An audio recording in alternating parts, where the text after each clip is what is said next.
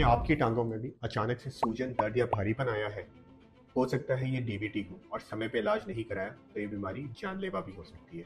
चलिए जानेंगे इस वीडियो में डीवीटी के लक्षण, कारण, इलाज और आधुनिक तकनीक थ्रोम्बेक्टमी के बारे में। बिना समय व्यर्थ किए जानते हैं डीवीटी के लक्षणों के बारे में। डीवीटी के अंदर मरीज के पैर में अचानक सूजन आ जाती है, पैर में बेइंतहा दर्द होता है, पैर को अगर आप छूओगे और दबाओगे तो उसमें गड्ढा सा पड़ जाएगा, पैर का कलर जो नॉर्मल कलर हमारे पैरों का होता है उससे चेंज होके लाल या नीला पड़ सकता है, और पैरों को अगर हम छुएंगे तो पैर ऐसा लगेगा कि गर्म हो रहे हैं। दूसरे पैर के कंपैरिजन अगर आप करोगे तो हल्का हल्का गर्माहट महसूस होगी, और कभी कभी पैरों में धीरे धीरे करके पैर सफेद भी पड़ना शुरू हो जाते हैं। दूसरा होता है डीवीटी के कारण क्या होंगे। डीवीटी के कारण या जोखिम की बात करें तो इसमें सबसे इंपॉर्टेंट और सबसे कॉमन जो होता है लंबे समय तक एक जगह पे बैठे रहना और अपना हाइड्रेशन मेंटेन नहीं करना। जैसे कि जो लॉन्ग फ्लाइट्स होती हैं, आप कहीं विदेश यात्रा करें, 10-12 घंटे की फ्लाइट में आप बैठे हुए हो या लॉन्ग ड्राइव पे आप गए हो और आपने ब्रेक नहीं लिया, पैरों को बिल्कुल भी चलाया नहीं है, तो ऐसे में क्या होता है, जो अंदर की नसें होती है, डीप वेन्स होती है, वहाँ पे खून आके इकट्ठा होना शुरू हो जाता है और धीरे धीरे करके थक्का बनना शुरू हो जाता है। तो ऐसे में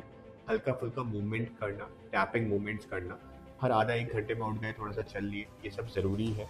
पानी पीना बहुत ज़रूरी है। टॉयलेट जाना पड़ेगा, इस डर से पानी पीना ना छोड़ें, ट्रैवल के वक्त खास तौर से खूब पानी पिए, अपने हाइड्रेशन को मेंटेन रखें, थोड़ा थोड़ा बीच में चलते रहें या टैपिंग मूवमेंट करते रहें। दूसरा जो मुख्य कारण होता है वो होता है एक बड़ी major surgery. Mostly pelvic surgery या कैंसर सर्जरीज के बाद क्या होता है, मरीज को लंबे समय तक इमोबिलाइज कर दिया जाता है। इमोबिलाइजेशन की वजह से फिर से वही होता है कि मरीज के पैरों की जो खून की नसें होती है, वीनस वेन्स होती हैं, उसके अंदर थक्का जमने की जो प्रोपेंसिटी होती है वो बढ़ जाती है और डीवीटी के लिए मरीज जो है वो एक्सपोज हो जाता है। फिर इसके अलावा कुछ लोगों में कुछ हेरिडिटरी कंडीशंस होती है जिसे हम अपनी भाषा में प्रोकैम्बुलेंट स्टेट बोलते हैं। इसके बारे में विस्तार में किसी और वीडियो में बात करेंगे। मोटापा, स्मोकिंग, कॉन्स्टिपेशन, हार्मोनल चेंजेस, ये सभी जो है इंपॉर्टेंट कारण हैं या रिस्क फैक्टर्स हैं फॉर डीवीटी।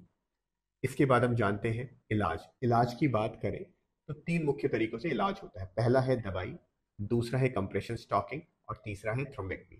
दवाई की अगर हम बात करते हैं तो खून पतला करने की दवाइयां हमें देनी होती हैं, जिसको हम अपनी भाषा में बोलते हैं एंटीकोगुलेशन। ये विभिन्न विभिन्न प्रकार की होती हैं जो डॉक्टर अपने हिसाब से मरीज की सूटेबिलिटी के हिसाब से देता है। और अक्यूट फेज में, यानी कि डीवीटी, अक्यूट डीवीटी, अगर आपको कुछ ही दिनों के अंदर ये सिम्टम्स आए हैं तो इसमें मुख्य जो रोल है वो एंटीकोगुलेशन का होता है। दूसरे नंबर पे आता है कंप्रेसर स्टॉक, जिसे बिल्कुल अक्यूट डीवीटी में नहीं, सब अक्यूट डीवीटी में देते हैं, यानी कि 15-20 दिन के बाद दिया जाता है।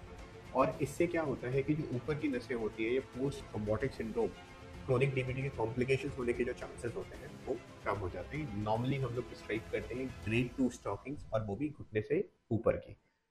स्टॉकिंग्स के बारे में चैनल पे पूरा वीडियो पड़ा हुआ है, उसको जरूर देखें एक बार, उससे आपको काफी इंसाइट मिलेगी स्टॉकिंग्स को कैसे पहनना है और कैसे यूज करना है, कौन सी पहननी है। तीसरे नंबर पे है आधुनिक तकनीक थ्रोम्बेक्टमी, जहाँ पे रोल होता है इंटरवेंशनल रेडियोलॉजिस्ट का।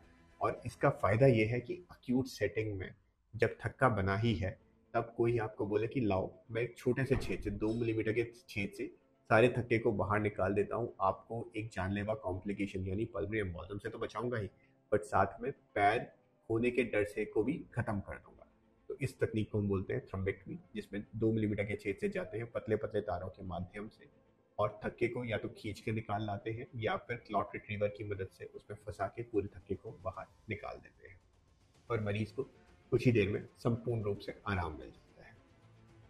ऐसी इन्फॉर्मेशन को देखने के लिए हमारे चैनल को लाइक और सब्सक्राइब जरूर करें, और डीवीटी के बारे में और जानने के लिए देखते रहें एंडोवास्कुलर इंटरवेंशंस को और सुनते रहें डॉक्टर रोहित।